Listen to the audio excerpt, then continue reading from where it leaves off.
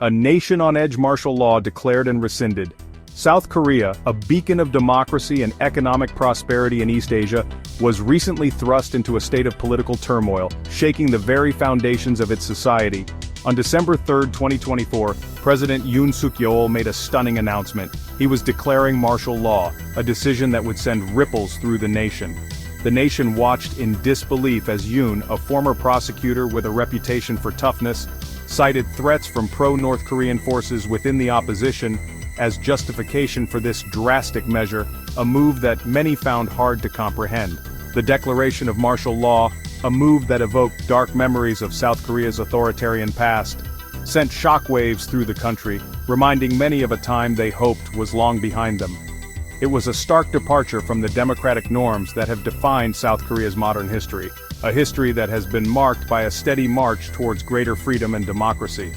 For a brief, unsettling period, the fate of the nation seemed to hang in the balance, with citizens unsure of what the future held. However, the sense of crisis proved to be short-lived, as the nation's democratic institutions quickly moved to address the situation. Just 6 hours after Yoon's dramatic announcement, the South Korean National Assembly, in a rare display of unity, voted to overturn the declaration, a move that was met with widespread relief. Lawmakers from both sides of the aisle condemned Yoon's actions, accusing him of exceeding his authority and undermining the very foundations of South Korean democracy, a democracy that many had fought hard to build and protect. Faced with overwhelming opposition from the legislature and growing public outrage, Yoon was forced to back down, a move that many saw as a victory for the rule of law. The swift rescindment of the martial law declaration did little to quell the anger and anxiety that had gripped the nation, as many continued to question the motives behind Yoon's actions. The events of December 3 left an indelible mark on South Korea's political landscape, raising profound questions about the future of the country's democracy and the man who leads it, questions that will likely be debated for years to come. Yoon Suk Yeol, once hailed as a political outsider who would shake up the establishment, has found himself at the center of a growing political storm. His rise to power was marked by promises of reform and a new direction for South Korea, but the reality has been far more turbulent.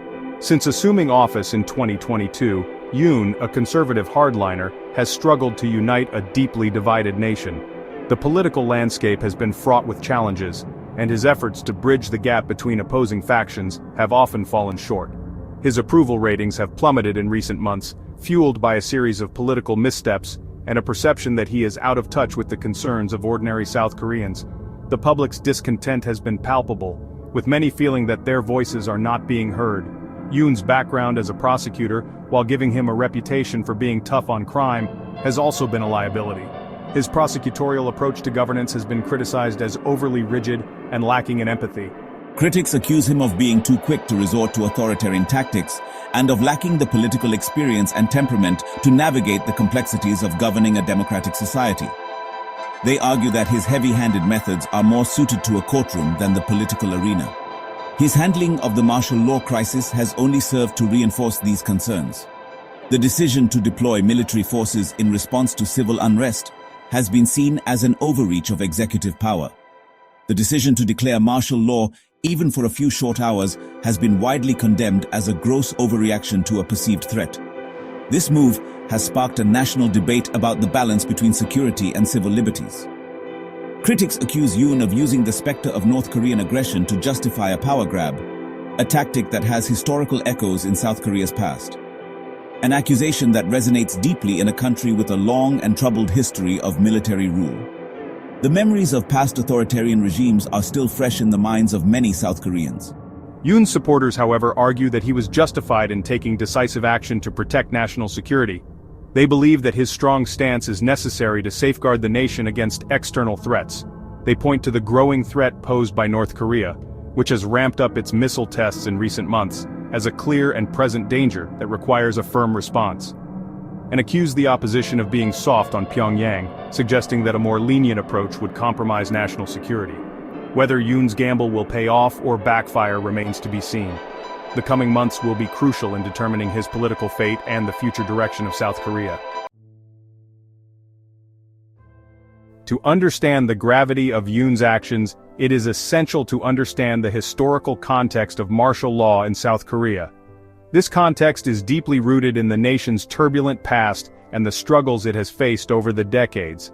For much of its modern history, South Korea lived under the shadow of authoritarian rule. The country was often gripped by political instability and the threat of external aggression, which justified the imposition of strict measures. From the aftermath of the Korean War in the 1950s until the late 1980s, South Korea was ruled by a series of military dictatorships. These regimes were characterized by their heavy-handed approach to governance and their reliance on military power to maintain control. These regimes, often backed by the United States, prioritized economic development and national security over democratic freedoms. The focus was on rapid industrialization and building a strong defense against North Korea. Martial law was a common tool used to suppress dissent and maintain order. It allowed the government to bypass normal legal processes and crack down on any opposition swiftly and decisively. The memories of those dark days when basic civil liberties were suspended are still vivid for many. The fear and uncertainty that came with martial law left a lasting impact on the collective psyche of the nation. Political opponents were imprisoned or worse, and these actions are still fresh in the minds of many South Koreans. The repression was severe, and the scars it left are deep. The pro-democracy movement of the 1980s, which culminated in the Gwangju uprising, was a pivotal moment. This movement was driven by a widespread desire for freedom and justice. The brutal crackdown by government forces during the Gwangju uprising left hundreds dead and marked a turning point in South Korea's history. It was a tragic event that highlighted the lengths to which the regime would go to maintain power. The uprising, though tragically suppressed, galvanized public opinion and paved the way for a transition to democracy. It united people in their resolve to fight for a better future. In 1987, after years of struggle and sacrifice, South Korea finally held its first free and fair presidential election. This was a monumental achievement and a testament to the resilience of the South Korean people. The transition to democracy was not without its challenges, but it marked a decisive break from the authoritarian past. It was a new beginning filled with hope and the promise of a brighter future. The declaration of martial law, even if short-lived, has reawakened old fears and anxieties, reminding South Koreans of the fragility of their hard-won freedoms. It serves as a stark reminder of the importance of vigilance in protecting democratic values. The political fallout from Yoon's martial law declaration was swift and severe. The opposition Democratic Party, which holds a majority in the National Assembly, immediately denounced Yoon's actions as an unconstitutional coup attempt and vowed to hold him accountable. Within hours of the declaration being rescinded, the Democratic Party announced that it would be filing a motion for impeachment against President Yoon. The impeachment motion, which accuses Yoon of abuse of power and violation of the Constitution, has sent shockwaves through South Korean politics. If the impeachment motion passes the National Assembly, which seems likely given the Democratic Party's majority, Yoon will be suspended from office while the Constitutional Court decides whether to remove him permanently. The impeachment process is expected to be lengthy and divisive, further deepening the political rifts that have plagued South Korea in recent years. The opposition's decision to pursue impeachment reflects the deep anger and distrust that Yoon's actions have engendered. They see the martial law declaration as a dangerous precedent, a sign that Yoon is willing to trample on democratic norms to achieve his political goals. The impeachment battle is shaping up to be a defining moment in Yoon's presidency and a pivotal chapter in South Korea's democratic journey. Yoon's decision to declare martial law has been met with a mixture of bewilderment and condemnation from political analysts and observers. Some see it as a calculated risk, a bold move designed to consolidate his power and silence his critics. Others, however, view it as a desperate gamble by a president facing dwindling support and a growing political crisis. Those who subscribe to the calculated risk theory point to Yoon's authoritarian tendencies and his long-standing distrust of the political establishment. They argue that Yoon, frustrated by the opposition's obstructionism and eager to assert his authority, saw martial law as a way to seize control of the narrative and silence his critics.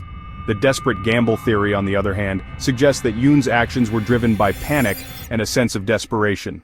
With his approval ratings at an all-time low and facing mounting criticism from both within his own party and the opposition, Yoon may have felt that he had nothing to lose by taking such a drastic step. Regardless of Yoon's motivations, the decision to declare martial law has backfired spectacularly. Instead of consolidating his power, it has further alienated him from the public and emboldened his opponents. The impeachment process, if successful, could bring an abrupt end to his presidency and leave a lasting stain on his legacy. The streets are filled with whispers of history repeating itself. Many remember the dark days of military rule and fear we are heading down a similar path. Indeed, the declaration of martial law by President Yoon has stirred painful memories for many South Koreans, evoking a sense of déjà vu. We cannot allow history to repeat itself. This is a pivotal moment for our democracy. We must stand united against this authoritarian move. The opposition is rallying, calling for unity and resistance against what they see as a grave threat to democratic governance. The implications of Yoon's actions are profound. We are witnessing a potential shift in the balance of power that could redefine South Korea's political landscape. As the nation grapples with this uncertainty, the future remains unclear, with many questions left unanswered. South Korea's history is a testament to the resilience of its people, yet it also serves as a warning of how fragile democracy can be in the face of authoritarian tendencies. The lessons of the past are clear, reminding us that vigilance and active participation are crucial in safeguarding democratic values.